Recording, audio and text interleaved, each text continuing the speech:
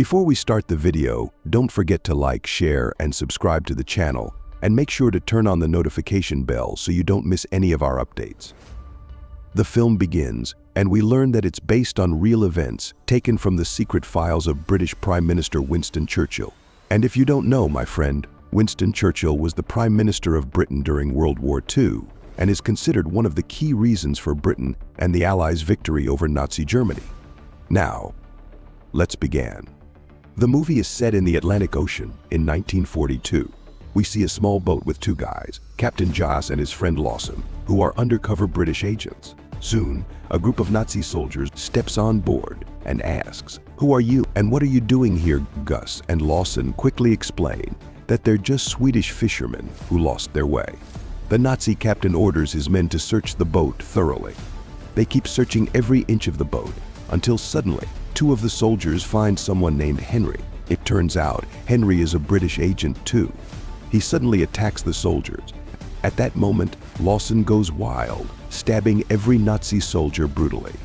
Meanwhile, Joss pulls out his gun and shoots until every soldier is dead. Then, out of nowhere, a guy named Freddie appears from the sea. He's also an undercover British agent and part of Joss's team. Joss is actually the leader.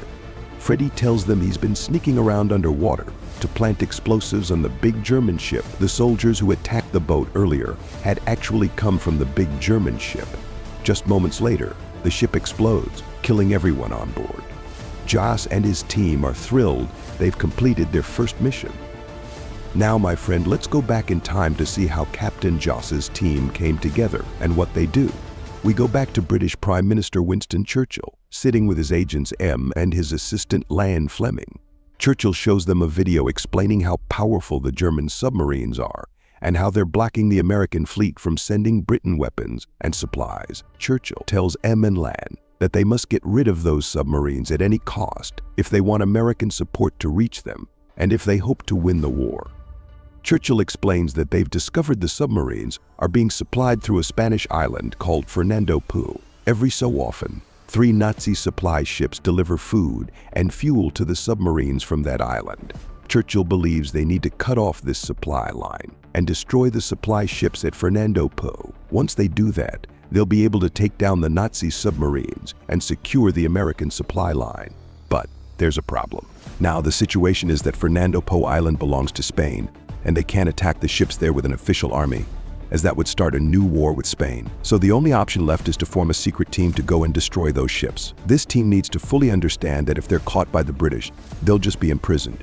But if they're caught by the Nazis, they'll be killed without hesitation. At this point, both Aidan and Ian realize the mission is far from easy, but they still decide to go ahead and form the team to carry it out. A few days later, we see Aidan and Ian in a meeting with 2 agents, one of whom is a man named Heron, along with another agent named Stewart. Aidan learns from her that they've settled on someone to lead the team for the mission on Fernando Po Island. However, the problem is that this person is currently imprisoned under the king's orders. Nevertheless, they've managed to get him out of prison. The man, who has just been released, is named Gus. Now, Gus learns that he's been asked to lead a team to Fernando Po Island to destroy the Nazi ships that are supplying the Nazi submarines with provisions, in order to stop those submarines from operating. Aidan explains to Gus that this mission is extremely difficult, and if he and his team are caught, they'll be imprisoned. If the Nazis catch them, they'll be executed. Despite the risks, Gus accepts the mission, but Gus tells Ian that he needs to personally assemble his own team for this mission. Gus then introduces the members of his team, which will include Henry, Freddie, Lasink, and a man named Jeffrey, who happens to be a very close friend of Gus. However, Gus informs the team about a small problem. Abel was captured by the Nazis during a previous mission and is currently being held in a highly secured Nazi prison. Gus thinks for a moment and figures out who will go and rescue Abel before they can proceed with the mission on Fernando Po Island. Naturally, the whole team is shocked by this idea, but they have no choice, so Aidan reluctantly agrees. And Agent Heron and Agent Stewart are tasked with gathering information. Heron has been undercover on Fernando Po Island for a long time, posing as a casino owner and working there. As for Agent Stewart, she's a famous singer and actress, but she's secretly working for him. She can easily go to Fernando Po Island because she's very close to the Nazi general station there, allowing her to gather a lot of critical information from him. Gus agrees to the plan, gets released from prison, and they proceed. Now we return to Gus and his team on the boat after they've killed the German soldiers. Gus sits with Lassen, Henry, and Freddie, explaining the rest of the mission. First, they'll rescue Abel and then they'll head to Fernando Po Island to destroy the Nazi ships there. The team agrees and prepares to execute the mission. Soon after, they arrive at the Nazi prison where Abel is being held. Without hesitation, Layson silently takes out 2 guards using arrows. Once inside, Gus, Freddy, and Henry join him as they move through the prison, killing every Nazi soldier they encounter with impressive combat skills using guns, arrows, knives, and even grenades. In a short time, they eliminate all the guards, free Abel, and make their escape. Afterward, they blow up the prison completely and continue on their way to the main mission on Fernando Po Island. Meanwhile, on the other side, we see Heron and Stewart on a Nazi train heading to Fernando Po Island. They are keeping an eye on a Nazi officer on the train. At one point, they notice him place his briefcase on the floor, and Stewart quickly and skillfully steals it from him with charm and finesse. Afterward, they head back to their room on the train. When they open the Nazi officer's briefcase, they find documents detailing the schedule for the Nazi supply ships. Now, they know the exact time the ships will be resupplying the submarines. Heron quickly activates his radio and contacts Colonel Aiden, informing him of everything they've discovered. Aiden is thrilled, knowing they now have the perfect opportunity to destroy the ships. Soon meets with Churchill, delivering the crucial news. Churchill is equally pleased and orders them to carry out the operation as soon as possible. Afterward, Heron takes Stewart to meet General Lohr, the unstable Nazi officer on the island.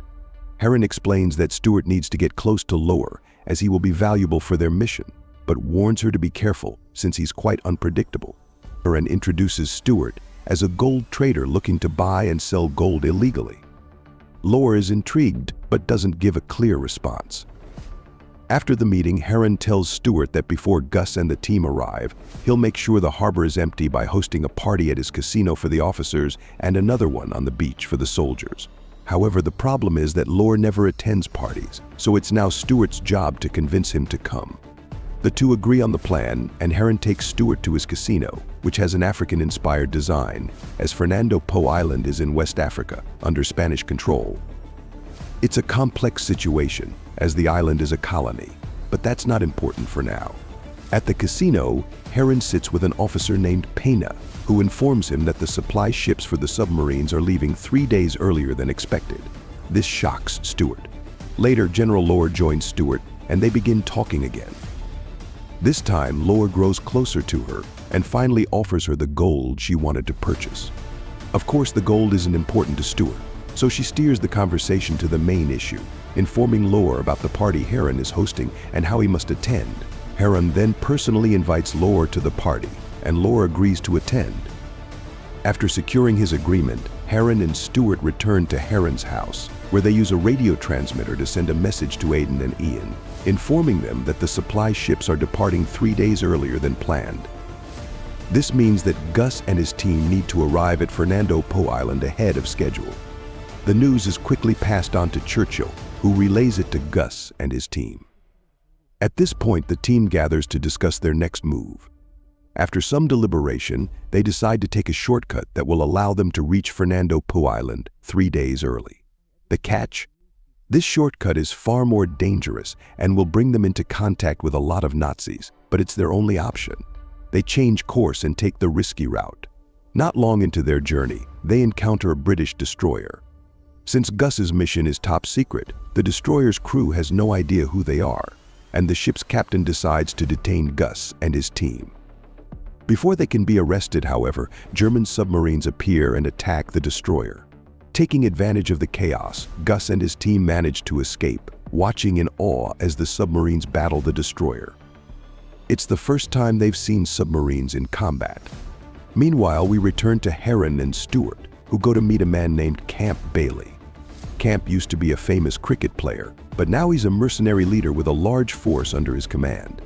He's one of the most powerful figures on Fernando Po Island. Heron and Stewart ask Camp to support their mission with his men and weapons, as they've learned that the number of Nazi soldiers is far greater than they anticipated. Camp considers their request and asks what's in it for him. They assure him that he'll be paid whatever he wants. Camp agrees to join them, motivated both by his love of money and his hatred of the Nazis. Camp, Heron, and his men then take a boat to meet Gus and his team. When they all meet, Gus is thrilled to learn that Camp is joining them, especially since he admired him back in the day when he was a famous cricket player. Camp and Heron explain that Camp will be supporting Gus and his team in the battle against the Nazis on Fernando Po Island. Camp shows Gus the weapons and supplies he's brought, and Gus feels a renewed sense of hope that their mission might actually succeed. Aaron leaves them and heads back to the island. The first thing he does is plant a bomb at a Nazi power station on the island. We'll understand why soon enough. While he's there, 3 German soldiers spot him. Aaron swiftly shoots 2 soldiers, but when his gun runs out, he quickly pulls out his knife and takes down the 3rd. At the same time, Stewart goes to see Lore and gives him an outfit to wear for the masquerade party that's happening at the officers' casino. She's making sure he's dressed for the occasion. Meanwhile, all the German soldiers are gathering at the other party on the beach. With most of the officers and soldiers distracted, this gives Gus and his team the perfect opportunity to attack the island unnoticed. Everything seems to be going according to plan until Stewart, standing with Lore, overhears one of Lore's men informing him that an extra layer of armor has been added to the main supply ship, making it virtually indestructible. No matter how many explosives they use, it won't sink. Stewart panics and immediately rushes to Aaron to tell him the bad news. Aaron realizes they have a serious problem and quickly heads to his secret hideout to communicate with Gus and the team. The issue, however, is that Gus, Camp, and their men are already at the island, ready to launch their attack.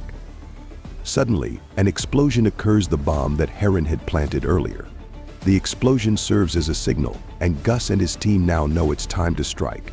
But just before they begin their assault, Aaron signals them with a light and contacts them via radio. Aaron informs Gus and the others about the new development. The main supply ship has been heavily fortified and is now practically impossible to destroy. This, of course, complicates their mission significantly. This information also reaches Aiden and Ian, who immediately order the communications officer to send a message to Gus and his team, telling them to complete the mission at all costs. However, before the officer can send anything, Admiral Pound arrives, a high-ranking government official. Pound asks Aiden what they are up to, but Aiden plays it cool, saying they're not doing anything in particular, as the mission is secret. The issue is that the communications officer is actually a spy for Pound, and he lets Pound listen in on Gus and the team's communications. Pound is furious because he doesn't want the mission to succeed. He wants Churchill to fail and be removed as Prime Minister. Pound contacts Gus and orders him to abort the mission, but Gus pretends not to hear and cuts off the communication. Pound storms off angrily. Aiden then realizes the communications officer is a spy and deals with him. Aiden contacts Churchill, informing him of the situation. Churchill is furious and tells Aiden that Gus and his team must succeed, or he'll be removed from office, and it will be a scandal. The team agrees, and they split up. Abel, Layson, and Camp's men will take over the main ship. Henry and Gus will kill the soldiers at the docks and seize the boats, and Freddy's job is to plant explosives at the dock to free the main ship and blow up the Nazi buildings on the island, causing maximum damage. The plan kicks into action. Abel, Layson, and Camp's men reach the ship and ruthlessly take down anyone in their path. Layson, he expertly fires arrows, taking down soldiers from a distance before they even realize what's happening. As he gets closer, he switches to his weapon of choice, a massive axe. Abel and Camp's men quickly secure the ship. Meanwhile, Freddy moves around, planting explosives. Afterward, he returns to the ship. Meanwhile, Henry and Gus move through the docks, stealthily eliminating any soldiers in their way. They quickly blow up the chains that anchor the main ship to the dock, ensuring they can move it with ease. As they prepare to leave, Gus bids farewell to Aaron, who promises to retrieve Stewart and catch up with them later. While Gus and the team continue their mission, Stewart is at the officers' party, performing to distract Lore and the others. While Stewart is singing, she accidentally uses a word commonly associated with Jews in Germany. This instantly tips off Lore, who realizes she's not German but a German Jew. Enraged, he decides to execute her. Stewart, in fact, was a German Jew who fled at the start of the war and began working with the British. Lore drags her to his quarters to torture and kill her, but before he can do anything, an unexpected event occurs. Freddy's bombs explode earlier than planned. Realizing what's happening, Lore orders one of his men to detain Stewart while he goes to investigate. At this point, all the officers and soldiers at the party finally realize that Gus and his team are stealing the boats and the main supply ship. Gunfire erupts between the Germans and Gus's team, who are desperately trying to escape. Camp's men work hard to tow the main ship with the smaller boats, and after multiple attempts, they finally succeed. Meanwhile, the Nazis board submarines to attack Gus and his crew, but to their surprise, the submarines explode. Freddy had planted explosives there as well. Gus and his team manage to escape the island safely.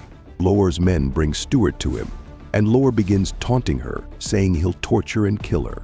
However, before he can finish his sentence, Stewart shoots him in the head, killing him instantly. Stewart and Heron escape, reuniting with Gus and the others, and together they head back to England. Along the way, a British destroyer spots them and arrests everyone except for Camp and his men, as they aren't British. Camp bids farewell to Gus and the team, and they part ways. Back in England, Churchill personally greets Gus and the team, thanking them for their success.